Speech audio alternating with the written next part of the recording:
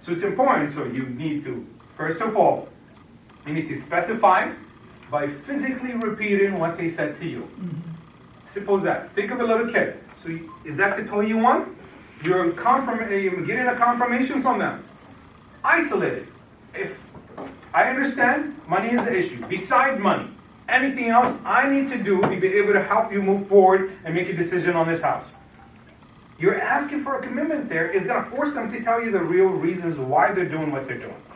And the last part, when you give them the result, when you get to that part, put some thought into it, give them options and end it with the benefit of why. Don't just say this is your choice. I don't like people who says this is the only way. Knowing me, I'm a salesman. I'll find another way. You have to tell me and give me options. You're going to show me these houses? Show me these houses. You need these TV shows about HGTV is one of my favorite channels. The TV shows about house hunters and all that, they always give 3 options. And then they give the client an opportunity to contemplate. Pick one. Well, let's remove one of those. Why? Because this, check this mark and check this mark. They're doing it. We just need to apply it in our life. Now, the client feels that they are empowered. They feel that they have the choice. But the realtor, through the TV, they have these check marks. It meets 1 and 2 out of your criteria. It meets 1 and 2 out of your criteria. This is your job to emphasize the benefit. You know, Vincent, I showed you this house, and I showed you this condo. I know you wanted a single-family home, but this condo allows you the freedom to move around. I know you're going to be out of the house for weeks at a time sometimes. Well, this is security, this is whatever it is, add the benefits. You mentioned you want the freedom of not having a neighbor, but that's also going to require you to clean in that big yard in the backyard. Give them both options and let them choose. But your job is to give them that. You're the professional here to make sure that they understand they have options. Yeah.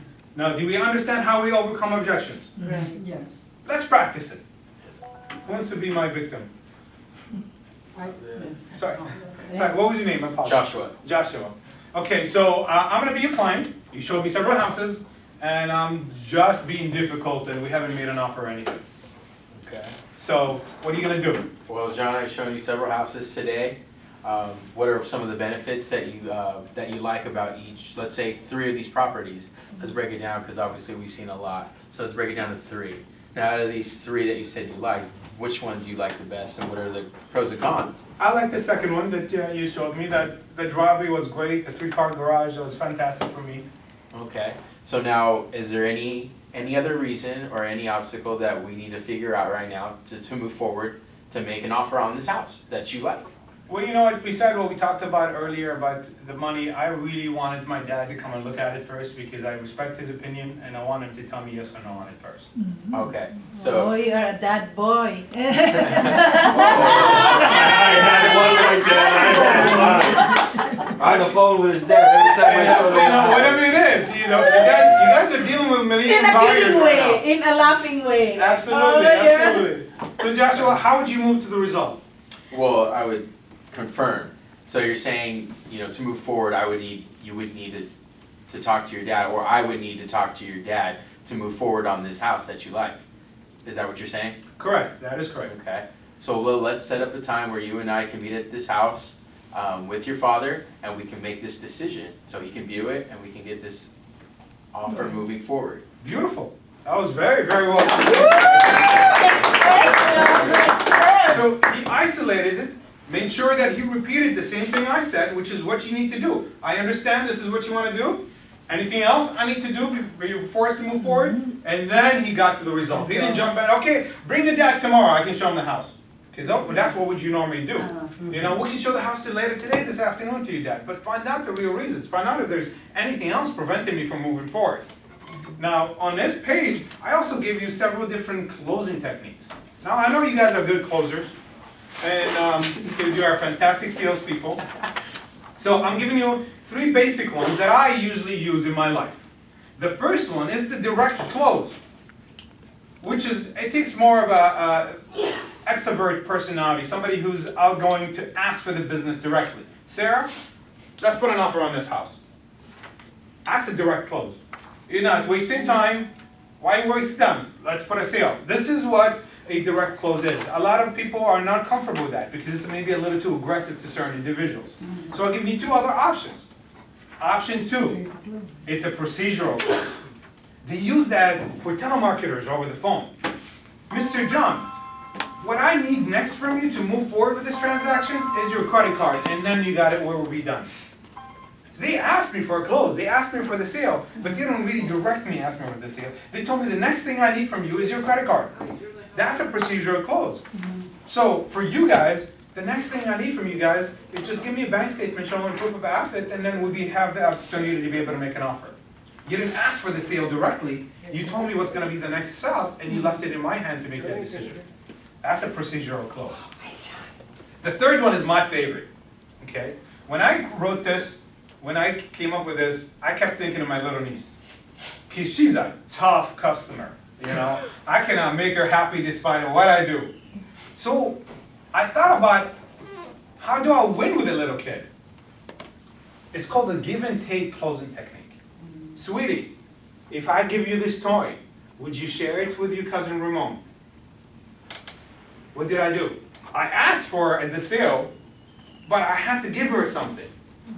We do that naturally. You guys all do that. You just never realize that you do that. You do that with your family members, you do that with the people you love. Why can't you do that with the sales? Mr. Customer, Miriam, you know what? I'm gonna make sure that you get the inspection you require. I understand some of your concerns that we talked about. I'm gonna address all of those. But if I address all of those, do I have your commitment to move forward? It's gentler than asking for the business, because it's a relationship. Now it comes give and take. I'm not just saying, let's make an offer, Miriam, but I haven't really concerned. Do you still have concerns? Assure them. Tell them, you know what, I'll give you this. I'll give you my time. I'll give you my experience. I'm the professional here. I know this market. I know this area. I did my research for you about the property, about the taxes, about everything else. But what I need from you in return is a timeline that by this time we should be able to make an offer. Do we have an agreement? That's a give and take close. You guys need to do that as well when it comes to showing houses. I'm gonna commit to today and tomorrow and the day after to show you houses for the next 2 days because I understand the urgency of you wanting to get into the house. But what I need from you is your commitment to be able to make a decision by the time we're done. That's a closing technique. I feel that's the most, for me, the most productive. I use that a lot in my business. I'll say, you guys, I need you to do this, and I'll do this in return for you. And it works much easier, and it's not as intrusive when you say, this is what I need. This is what I need from you guys today. Any questions about my closing technique?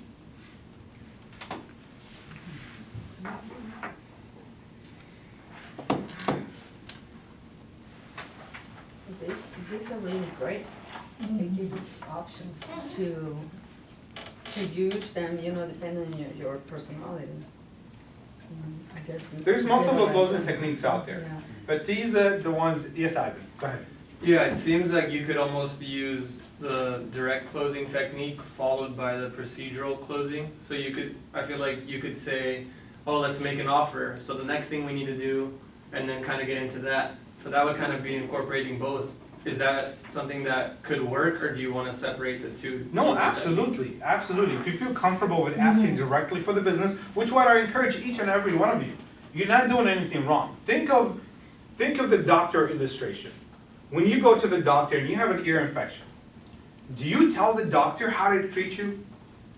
No, the doctor has no shame saying, listen, John, this is what I need you to do. I need you to put this drop a couple times a week, and I need you to lay off ice cream, or whatever it is, you know? But I love ice cream. The point is, the doctor tells us what to do because he's the professional. What's the difference between you and the doctor? You're the one that carries the license. You're the expert in this neighborhood. You're the one that knows what needs to be done. Make your suggestions. Ask for the business. I like the direct approach. I'm giving you other options for if you feel uncomfortable with asking for the business directly. But if you notice in my overcoming objections and an SIR, you're going to have to ask for commitment. Why you're doing it. So when you get to the isolation, I used two different techniques of closing. If you look at the paragraph in isolation, two different techniques of closing. I did the give and take technique, and I give the procedural technique. Look at the procedural technique. If there's anything else I need to address to be able to move forward, that's the procedural technique. The second one, If I'm able to find you a solution to your concern, do we have a deal? That's a give and take technique. So either or, whatever you're comfortable with, why you overcoming objections, that's why I put the closing techniques on the side, because you're gonna be closing while you overcome an objection. The entire time, when you specify it, ask for a confirmation. That's a direct close. When you isolated it, ask for a confirmation or ask for a commitment. That's another close. When you get to the resolve, then you ask for the close again. While you're overcoming their objections, you have to ask for the close constantly. How's that sound? Sounds good. Good. Alright, so you guys, if you had a client that you lost, I give you these exercises every time we do this, because I want you to see that it actually works, and I want you to try it for yourself. If you have a client that you no longer communicate with, you haven't talked to for a while, or you don't understand why they stopped looking at a house, call them and apply the SIR. Specify it. I knew you wanted to look at that house, and I knew you wanted to buy a house a while back. What happened? Let them give you a reason. We know that's not going to be the real reasons. Then if I was able to solve this, if we can overcome this, and we got a solution for this, do I have your commitment again to move forward? Now you're isolated. You know what, John? Let me tell you, this is what really happened. Now you got the real reasons of what happened, what's going on. And then you give them the resolve. And when you get to them the resolve, don't just say, okay, I'm going to show you the house. Give them options. And when you're done with giving them the options, tie out back the benefits of why you're giving them these 3 options, because you're the professionals.